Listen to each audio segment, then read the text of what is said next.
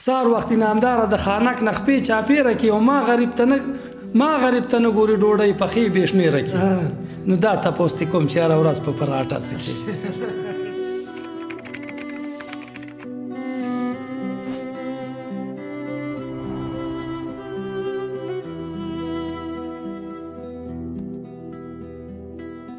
بسم الله الرحمن الرحیم ګرانو کتونکو اوریدونکو مسافرو السلام علیکم زه عربستان مومند د کیمرامین اسدالله هجران سره ستاسو په خدمت کې حاضر یم د یو نوي پروګرام سره نن موږ سره په بله ډیوه کې نامدار مخلص صاحب میلمه دی نن موږ په دویم ځل باندې سنګر کلي ته راغلي یو او بله ورځ مو د نظیر احمد تراب صاحب سره پروګرام کړی نن د نامدار مخلص صاحب سره پروګرام دی انشاءالله او که شاید چې سبا له راشو د داود سنګر سره هم پروګرام وکړو نو صرف دې دپاره موږ وایو چې یاره ناظرین خوښوي داد راکوي او ډېر پرې خوشحالېږي او ډېر ټیم به هم نه نیسم ځکه چې خبرې ډېرې شي نو بیا به دوی نه ټیم خراب شي نو دوی له دعوت ورکومه چې دوی به موږ ته نن ستاسو دپاره څه خوښ کړي دي او څه به راته وایي نامدار مخلص صاحب السلام علیکم وعلیکم سلام ډاکټر عربستان صاحب تاسو ته او ستاسو کیمرامین اسدالله هجران ته دلته په راتګ باندې ستړي مشي ورکلی ویم او ډېره مننه کوم چې تاسو زموږ د غریبخانې ته رالی او دلته موږ سره د مرکه شریکه کړله الله پاک دې تاسو له ډېر عمر درکړي زه خو داسې ولسي رنګ شاعر یم د ډېر وخت بس یو څو مات ګوټ کلامونه دي وایي که مرۍ د بې غیرتو غوڅېدلې که مرۍ د بې غیرتو غوڅېدلې د غیرت سړی به ولې پڅېدلې که مرۍ د بې غیرتو غوڅېدلې د غیرت سړی به ولې پڅېدلې ننګ ناموس که د سینو نه تلی نه وی ننګ ناموس که د سینو نه تلی نه وی پښتنې پیغلې به ولې لوڅېدلې او ابدالي غوندې زمری که نن ژوندی وي ابدالي غوندې زمری که نن ژوندی وي د پښتون غوښې به ولې خرڅېدلې ابدالي غوندې زمری که نن ژوندی وي د پښتون غوښې به ولې خرڅېدلې او یو ذره انصاف که زړونو کې پکې وي یو ذره انصاف که زړونو کې پکې وي ناروا وینې به ولې څڅېدلې او نامدار خانه که په چا کې لږ ایمان وي نامدار خانه که په چا کې لږ ایمان وي نن برکت پرانه ولې پاڅېدلې او د پښتو باندې ما یو غزل لیکلی دی ما په پوښتنه که ارسو د پښتو پته کړله ما په پوښتنه که ارسو د پښتو پته کړله ډکه د پته و پښتو خو چا بې پته کړله ما په پوښتنه که ارسو د پښتو پته کړله ډکه د پته و پښتو خو چا بې پته کړله قصور زمونږ دی د چا نه به ګیله نه کوو قصور زمونږ دی د چا نه به ګیله نه کوو دی پښتونزادو پښتو خپله ادم پته کړله دی پښتونزادو پښتو خپله ادم پته کړله ډکه د پته و پښتو خو چا بې پته کړله ړوند تصور د حماقت مقام ته ورسوله ړوند تصور د حماقت مقام ته ورسوله د تماشګیرو شابسي ګور ته ورکته کړله ډکه د پته و پښتو خو چا بې پته کړله او پښتو خو پتو ښېګړه وه او وپا وه پکې پښتو خو پتو او ښېګړه وه وپا وه پکې وحشت خو نه و خو چا ډکه د وحشته کړله ډکه د پته وه پښتو خو چا بې پته کړله او نامداره ښکلې ښاپېرۍ وه خو بدنامه شوله نامداره ښکلې ښاپېرۍ وه خو بدنامه شوله اغیار ناره پې د بلا په نوم اوچته کړله ډکه د پته وه پښتو خو چا بې پته کړله او یو روماني کلام دی وی نن می ولید عجیبه انداز د سترګو نن می ولید عجیبه انداز د سترګو غوڅاوي زما ځیګر مقراز د سترګو غوڅاوه زما ځیګر مقراز د سترګو تش ګوګل د اسویلو توپان ته پروتم تش ګوګل د اسویلو توپان ته پروتم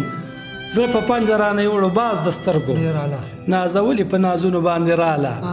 نازولې په نازونو باندې راله ما لیدلی نه و دومره ناز د سترګو او په نیمګړي محبت به مې اور بل شي په نیمګړي محبت به مې اور بل شي که معلوم مې شي رقیب ته راز د سترګو زه نامدار زرې زرې په کټ کې پروت یم زه نامدار زرې زرې په کټ کې پروت یم بمباري را باندې کړې جاز د سترګو او یو روماني غزل دی عربستان صاحب ارشاد د شپې به څنګه سترګې ګناهګارې لګوي د شپې به څنګه سترګې ګناهګارې لګوي چې درد ورته په زړه باندې نوکارې لګوي د شپې به څنګه سترګې ګناهګارې لګوي چې درد ورته په زړه باندې نوکارې لګوي او زه څنګه پروانه نشم ونسېزم ځان زه څنګه پروانه نشم ونسېزم ځان د خپلو سنډیوې راته خونکارې لګوي او په زړه باندې په درد چې درد ورته په زړه باندې نوکارې لګوي عین ته د ولاړه ګلابي شونډو ته ګوري عین ته د ولاړه ګلابي شونډو ته ګوري د سترګو په بڼو باندې مسکارې لګوي چې درد ورته په زړه باندې نوکارې لګوي او د زړونو سوداګانې په فریب د حسن ګوري د زړونو سوداګانې په فریب د حسن وکړي چې نخې د نکریزو مزیدارې لګوي چې درد ورته په زړه باندې نوکارې لګوي او نامداره په قسم چې د هټلر پوځ دې هېر شي نامداره په قسم چې د هټلر پوځ دې هېر شي او وږو سره چې زلفې تیلهدارې لګوي په زړه باندې چې درد ورته په زړه باندې نوکارې لګوي د شپې به څنګه سترګې ګناهګارې لګوي چې درد ورته په زړه باندې نوکارې لګوي چې موږ داسې ورکوټه غوندې فرمایش وکړو نو پوره به شي زه خو یم چې رومانوي مو شو دردمنده مو شو زه یم چې یو ذخیره د چنګچیانو واده ووایي نو ښه وایي دا به کې یو مزه ده ځکه مسافر پرې خوشحالېږي او زه یم چې په دیرو کې به په ډېر زیات وخاندي نو خوشحاله به شي زه خو یم چې خوشحالي دغه درته ووایم بله د چنګچیانو په ځای که ستاسو دا فرمایش بدل کړم کومه یوه بوډۍ ښځې چې هغه خاوندو ته نصیحت کوي چې دا نوی فیشن مه کوه اوس دغه وخت تللی دی دغه وکړه دغه ارشاد دی بالکل ښه په قلار یې ووایه ښه په سور مالې نوی فیشن مه کوه زړې اوس په لټسه کې تور سرپیچک ښه دی په دې سپینه لوپاټسه کې او نوی فیشن مه کوه زړې اوس په لټسه کې او تور سرپیچک ښه دی په دې سپینه لوپاټسه کې نوی پیشن مه کوه د دې نه اوس قلاره شه تلې د ځواني د زړې ته په زړه لاره شه ګونجې د مړوند د شنه بنګړي زړه ګینټه څکې تور سرپیچک ښه دی په دې سپینه لوپاټه څکې او مصرې کوه شونډه بدې ښکاري اوس پیپړی مصرې کوه شونډې بدې ښکاري اوس پیپړی کور کلی د نس د ګوانډۍ سه په جګړی نو جنګ خلک په ځمکه کوي ته پاس په کوټه څکې تور سرپیچک ښه دی په دې سپینه لوپاټه څکې او وتی د غاغونه د مڼې امرود او مڼې مه غواړه وتی د غاښونه د امرود او مڼې مه غواړه او ډېره بدې ښکاري اوس نینې او چڼې مه غواړه ډېر ښه او خوله کوپی کوپی کې لږ پرهیز کوه مالټه څکې تش تور سرپیچک ښه دی په دې سپینه لوپاټه څکې ډېر ښه او سوټو کې د لاسې په څپیاکو باندې ځان وژني او کړشه کړشه وایي په شړلو ته چرګان وژني نو ټیټه ټیټه کېږي په دې دومره ګواټه څکې تور سرپیچک ښه دی په دې سپینه لوپاټه څکې ډېر ښه او کله د دسکې په سر او کله په تیله ینم او کله د منګي ته والي ټینګه منجله ینم مونځ او داس خو نه کې ګرده ګرځې په لوټه څکې تور سرپیچک ښه دی په دې سپینه لوپاټه څکې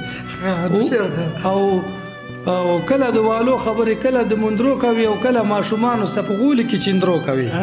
نو کله ټال کې ناسته یې سپین سرې په جوټه څکې تور سرپیچک ښه دی په دې سپینه لوپاټه څکې او وخت د چې ډوډۍ ته د غولې صفایي کوي او خړه دوړه جوړه کې د خلکو تبعی کوي نو لاس دې خارښتېږي خدای دې پیکه په کانټه څکې تور سرپیچک ښه دی په دې سپینه لوپاټه څکې او سار وختي نامداره د خانک نخپې چاپېره کې او ما غریب ته نه ګوري ډوډۍ پخې بې شمېره کې نو دا تپوس دې کوم چې هره ورځ په پراټه څکې تور سرپیچک ښه دی په دې سپینه لوپاټه څکې ګرانو کتونکو دا و نامدار مخلص صاحب موږ سنګر د نن راغلي و ډېر ښایسته پروګرام ورسه وکړو او په تیره به انشاءالله العزیز د اخري کلام ستاسو ډېر زیات خوښ شي دوی له داد هم ورکوي شعر هم کوي او دوی له داد موږ له داد دی او موږ له داد دوی له داد دی موږ لګیا یو دغسې یو شاعر سره به د خیره سره مرکه کوو او که لږ مزل پکې یم څه پروا نه کوي خو چې موږ ته څو غاړه کېږي موږ او د دعوت ورکړو چې هغوی موږ سره پروګرام کې شرکت وکړي نو موږ نن سنګر ته راغلي و دا هم دویم پروګرام دی انشاءالله العزیز چې سبا له به سنګر ته بیا راځو بل پروګرام به کوو نو په دې زمانه زه تاسو نه اجازت غواړم زه عربستان مومن د کیمرامین اسدالله هجران سره ضلع مومن تحصیل حلیمزی